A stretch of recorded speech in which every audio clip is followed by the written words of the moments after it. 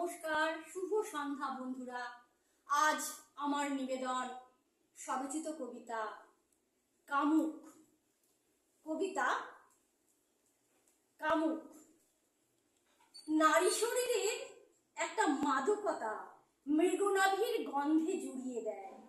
পুরুষের শরীরের গ্রন্থিগুলো জেগে ওঠে কামনার আগুনে।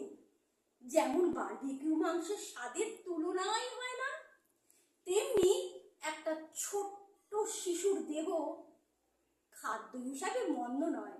কি বলিস পিশাচের দল? তোদের তো একটা ছিদ্র হলেই মিটবে লালসার হিংসা। কামড়ে ছিঁড়ে ফেলবি পাশবিক অত্যাচারে, ছিঁড়ে ফেলবি সদ্য ফোটা স্নিগ্ধ এক অপরূপ মাতৃমূর্তিকে। এমনি কোনোদিন ক্ষুধার্ত বাঘিনীর খাঁচায় ছেড়ে দেয়া হলো পুরুষত্বহীন দাম্ভিক এক রুচিহীন কাপুরুষকে। নমস্কার।